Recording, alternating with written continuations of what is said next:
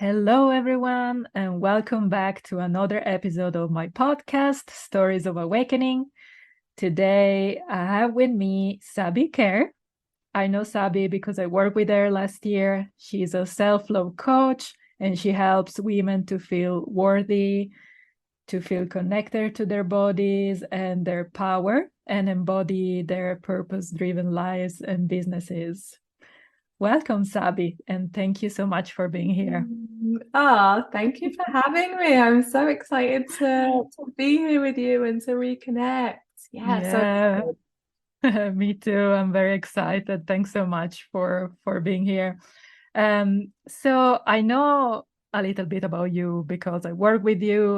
I've been following you for a while. I listen to your podcast. Mm. And what I really loved about you is really the fact that you have so many interests and passions and you manage to bring them all together in what you do.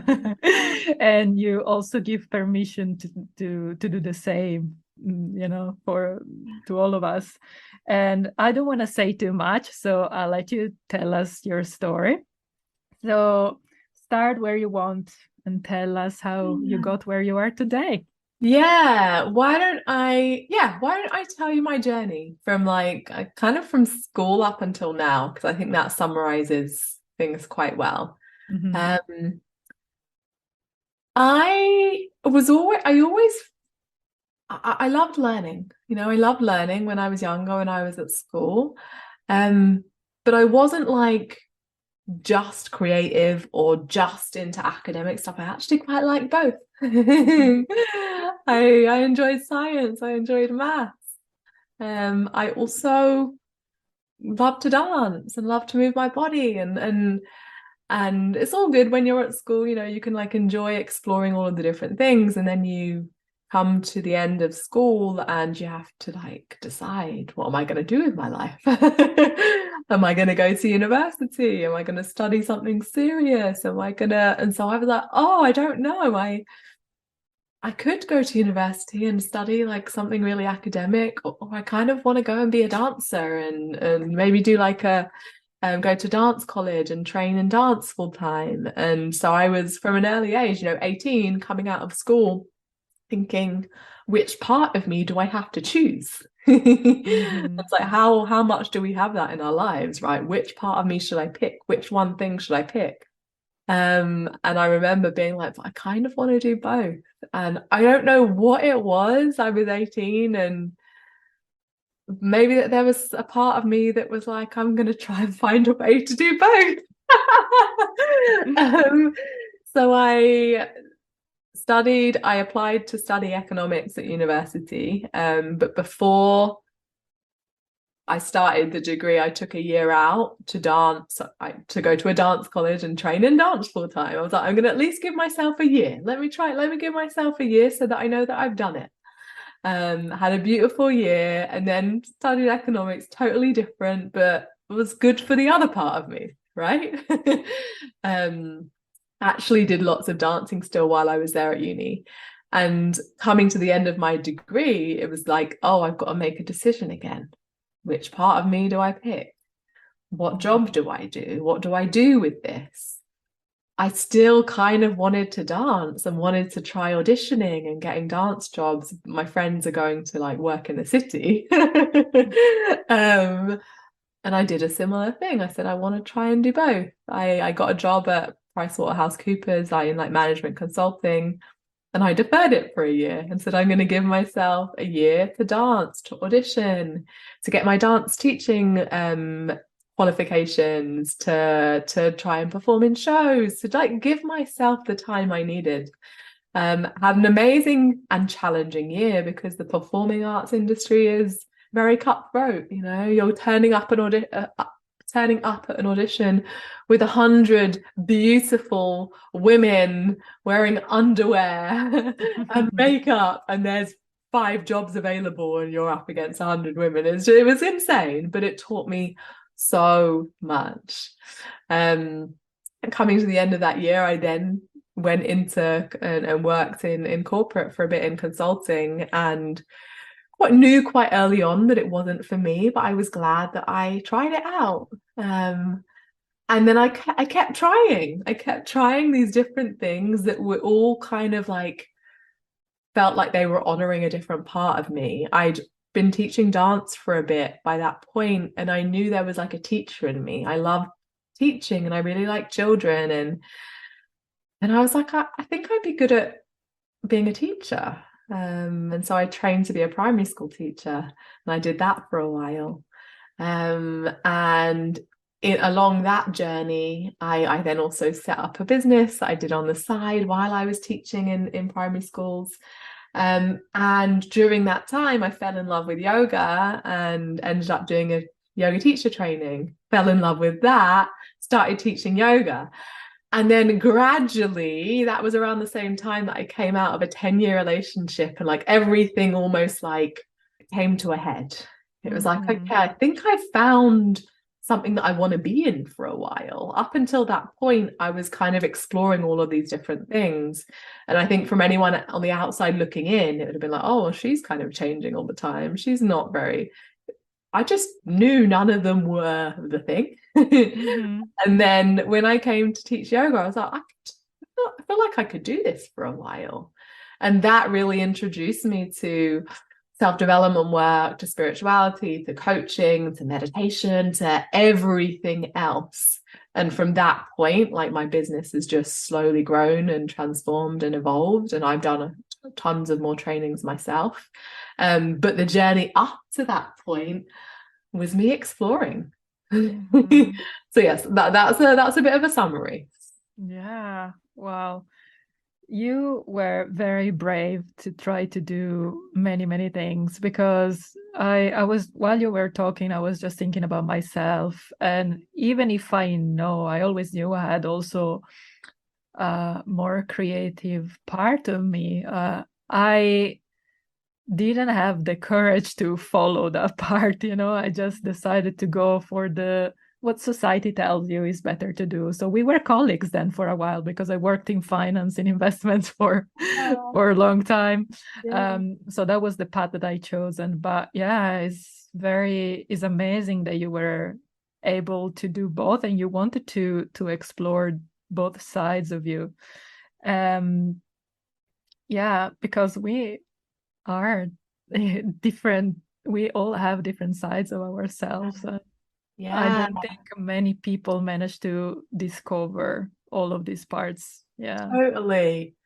I think there are a few things that maybe helped. I think I was lucky that I didn't have the pressure of like parents. My mom was actually, I think she trusted me.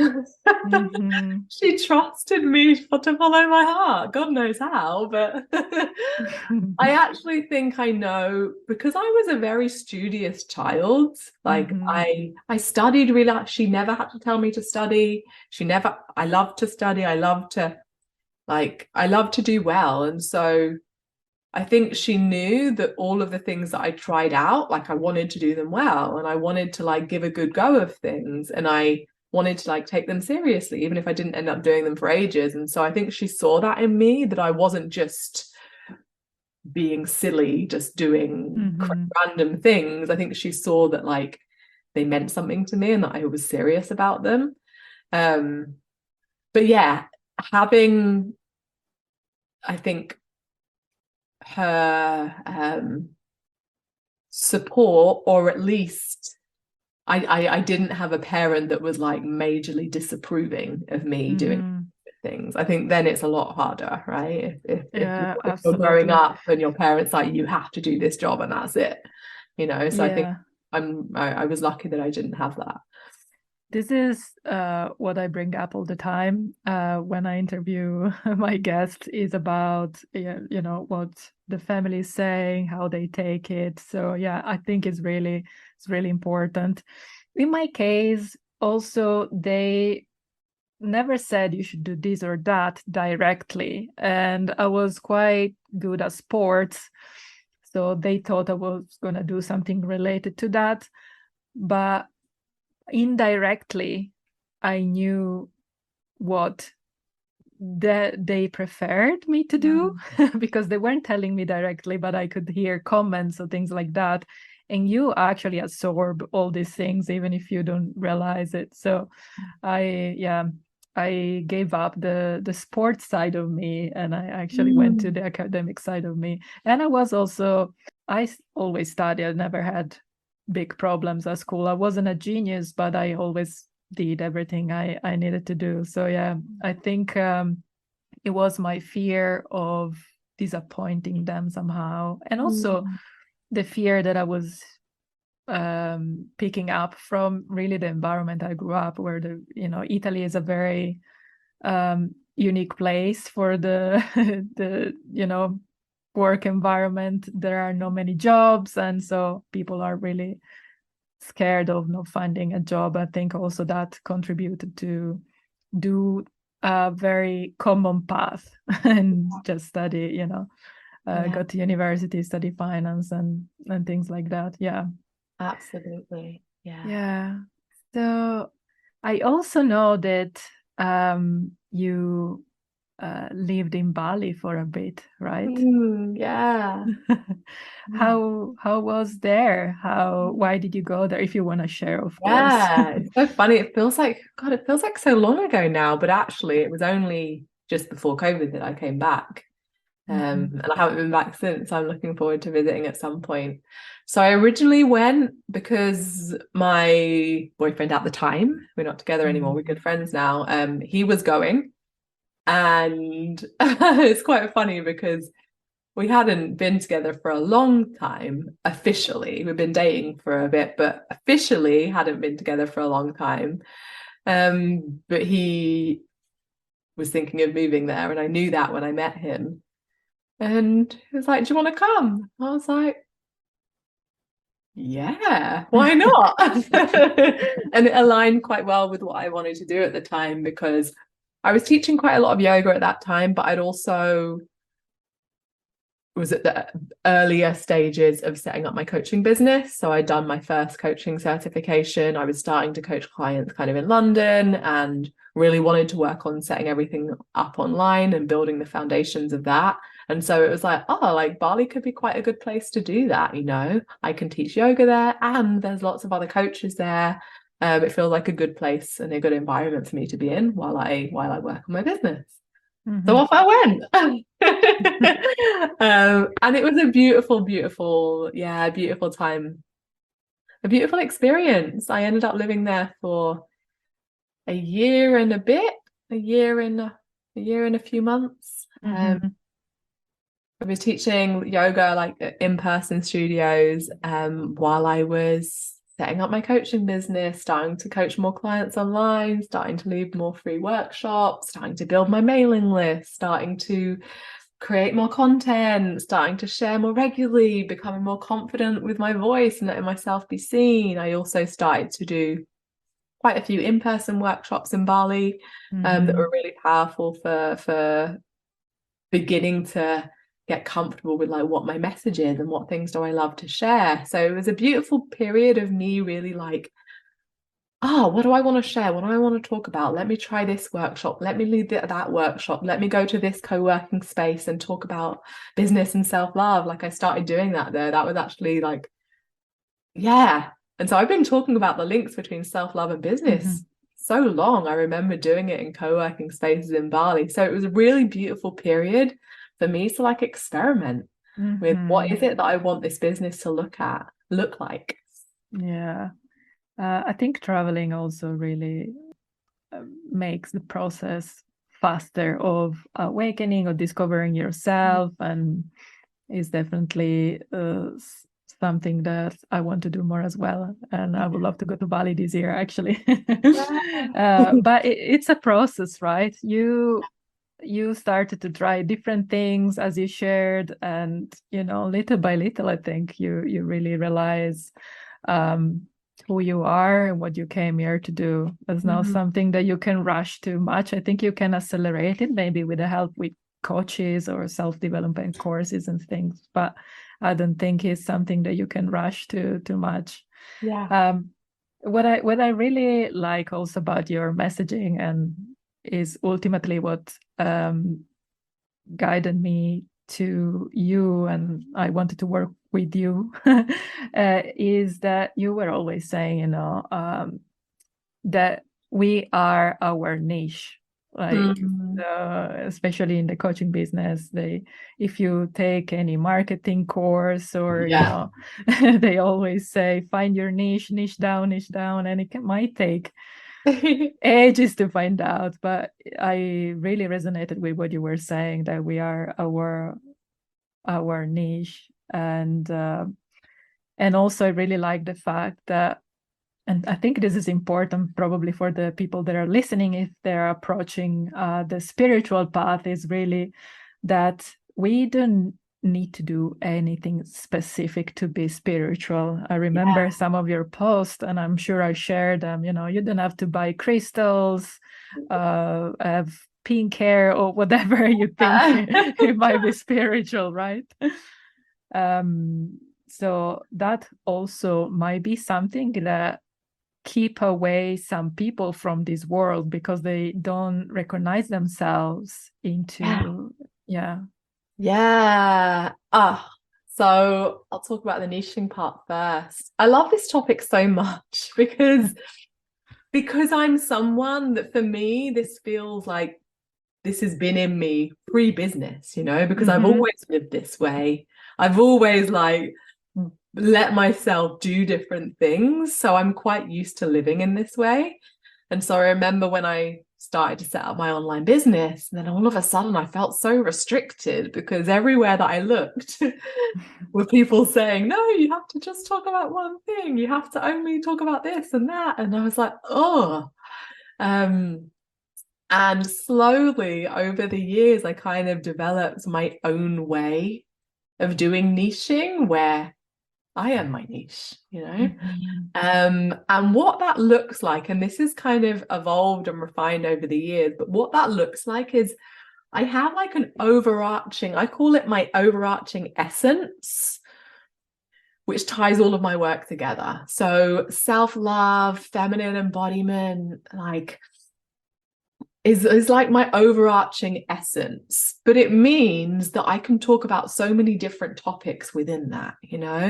I can talk about business, and you'll notice the way I talk about business, there's always something to do with being you, or loving yourself, or being self-expressed and bringing that into your business. How can you use you as the most powerful tool that you have in your business? So if I talk about business, there's a self-love essence. If I talk about relationships, it will be similar. If I talk about sexuality, similar. It's whatever I talk about, the essence of essentially how I share it will be there. And when I realized this, it really gave me the permission to really share whatever it is that I want, because it's always me that's sharing it. So it's always going to have a little bit of Sabi essence to it. And what's been really fun is, you've probably seen, I'm sharing all of the hobbies I'm learning at the moment. And for me, they're just fun right now, right? I'm pole dancing, I'm roller skating, I've just started learning to DJ. And these are just fun for me right now, but it's been really funny for me to visualize. Imagine if you did these things more seriously. I already know what they could look like within my brand, I already know that roller skating is the most joyful, free, expressive activity that you can do. That fits so well into my brand. I could make tons of content while I'm roller skating with self-love, messages and reels, that could easily fit into my brand. If I become a really incredible DJ, I can DJ at festivals and guide people to their bodies, and guide people to express themselves through dance and through movement. And so it's for me, doing niching this way feels so exciting, because it actually gives me permission to be what things do I enjoy doing? They can be part of my brand, Yeah, I think that's the key to everything, really. Follow your passions. Yeah, exactly. I started in the same way, maybe not just for having fun, but to feel better. But meditation, when I started it, I did it for myself and I was curious. And then I would have never thought when I started that one day I would teach meditation to other people, right? And the same as Reiki, I all did things for myself, following my guidance and what I was called to. And then I think that's probably the key, really, to realize what you want to do in your life. 100%, 100%. Similar to me, everything that I do in my business now, was first for me and my joy, Dancing I've always done for me. Meditation, yoga, like self-development and just learning and deepening my awareness of myself. I was doing all of these things. And so it felt like the natural next step to like be able to guide others on a similar path. Yeah. I think that's when your work is so powerful and people can feel that, when you've done it for you first. And it's almost like this overflow where you can't help but want to share it with other people. Yeah, exactly. And also you become more and more of yourself. And that's your niche, as you always say. So yeah, do you want to share a little bit about what you think it means to be spiritual, that it doesn't have to look in a specific way? Yeah. To be spiritual, you literally just need to be you here right now, being aware of your thoughts, your breath, your body. That's it, and that's actually it. But it's really funny because as you start to discover more about this world, you'll suddenly see all of these things that people are doing and using and buying, and you're like, oh, do I need to be into astrology to be spiritual? Do I need to use crystals to be spiritual? Do I need to be into human design to be spiritual? Do I need to know what 1111 and 333 mean to be spiritual? Do I need to wear these goddess dresses to be spiritual? Do I need to have these spiritual tattoos to count as spiritual? Well, it's like all of a sudden we're in this, like, it starts to feel like a show. Like you need all of these extra things. It's almost like the cool club. I remember especially if you're in places like Ubud in Bali, or like a place where or an event where lots of spiritual people are at, and people would always be like, oh, what's your like sun and like, or what's your human design, or what's your rising sign, and I'd be like, I actually forgot I'm an Aquarius. I forgot about the moon and the rising and the sun and the and I almost felt like, oh my, I'm not in the in crowd in spirituality because I don't know all of the stuff. And I was like, hold on a second. This does not make me less spiritual, but you'll start to feel like it's almost like this club, and then you have to have all of these things ticked off to be in the spiritual gang, and you really don't. For me, like your awareness, yourself, can you be here right now with you, aware of you and your past and your traumas and your actions and your present, and like that's all you need. Everything else is an addition. Everything else is a cherry on the cake that can be used to support your journey, but it's not needed, Yeah, exactly. And you can add it if you feel called to it. Absolutely. Yeah. You don't have to. Absolutely. Add it if you feel called. If you're interested to learn, these things can be really supportive. But the moment that you think, I have to do this to be spiritual, or I need to get these answers from this person to be spiritual, or I have to go and see this person to get these answers, and then I'll know what to do with my life. Or I have to wait until the full moon before I can let go of my stuff. Like, then we're starting to use spirituality as like, like to disempower us, Exactly. it's not actually empowering ourselves. Yeah. I love all of the things that you mentioned, especially astrology. I'm into these things, but I totally agree that you have to use them if they're empowering you. Otherwise, yeah, you don't have to at all. And you're not less spiritual if you don't use astrology or human design And to live your funniest life. thing is, I am I'm such an Aquarius. Like if you look up the Aquarius traits of being free-spirited and independent and like Yeah. breaking the status quo, rebelling against the rules, like that's literally just me, I know. And so it makes me laugh because I say all this and I'm sometimes like, well, there's truth in it. Mm-hmm. But this is what I like to be aware of. Like, I'm not like that because I'm an Aquarius. I'm like that because I'm me, Mm-hmm. I'm me first, Mm-hmm. first and foremost. I'm Yeah. not going to give my power away to my star sign. I'm not going Yeah. to say, they say as an Aquarius person, you must do this or you should do that. Like, I'm not going to give my power away to that. If Mm-hmm. something that I've read that's been suggested like actually feels good for me and like makes sense to me, then I'll be like, yeah, okay, yeah, that actually feels good. But I tune into my intuition first, not, Mm-hmm. oh, this astrologer told me that I have to do that. Absolutely. Yeah. Yeah. I totally agree with what you're saying. Yeah. Um, so would you like to explain a little bit more what you do now?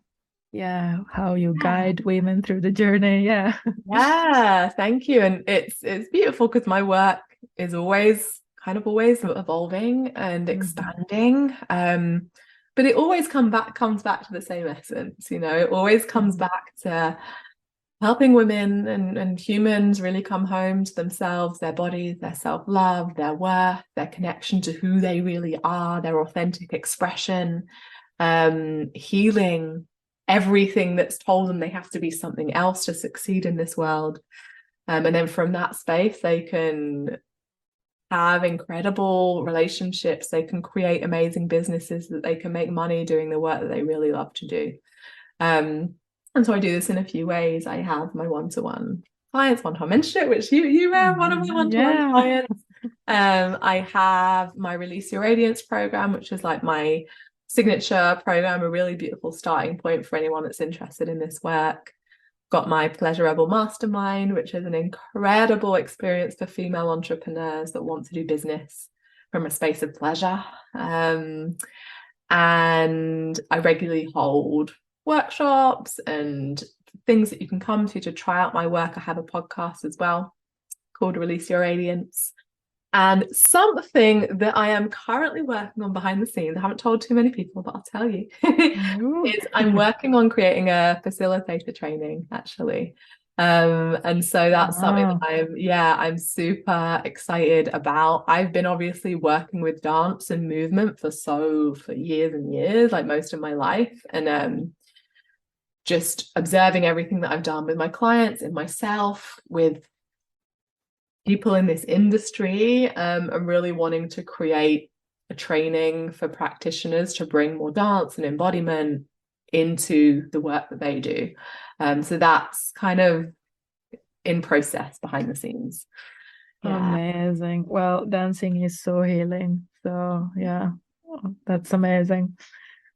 So, which advice would you give to people that are approaching, this, they know that they need to learn more about themselves, they want to start some self-development journey or spiritual growth. Is there any advice that you would give to people that are at the beginning of this journey? Yeah. Enjoy, Know that this is not you need to learn everything overnight. You've got all of the time in the world. So take the next step, whether the next step is starting to listen to a podcast in the morning when you wake up, Mm-hmm. whether it's signing up to a free workshop that someone's doing, whether it's signing up to someone's program or course or going to an event in your city, like follow the curiosity and the intrigue, because that's where the most exciting things come from. Yeah, exactly. And there is really no time frame and there is no pressure. I think everything is, in divine timing. Yeah, absolutely. Yeah. So you mentioned a little bit already, but where people can find you if they want to work with you, and what's the next thing that is coming up for you in case people want to work with you? Yeah, so come find me on Instagram. It's my name, Sabi.Kerr. Also drop me a DM and share any takeaways that you've got from this episode. I always love to hear that. And ways to work with me coming up. A few ways. I have one spot open at the moment actually for my one-to-one, and one spot in my Pleasurable Mastermind. So either of those are good for female leaders, entrepreneurs, women that want like close support to expand in their businesses, but also their lives and beyond that. So drop me a DM if you're interested in those. And then my Release Your Radiance program, we're going to have starting at the beginning of June. So that's a really beautiful space to, get a like experience of all of this work: self-love, feminine empowerment, getting clear on your purpose and passions. We have a wait list for that at the moment. So again, you can just drop me a DM and I can put your name down for that. So yeah, those are a few ways. Amazing, thanks. I will put everything on the show notes as well so people can find you easily. Well, thank you so much, Sabi, for coming to my podcast. I would have never imagined to have a podcast one day.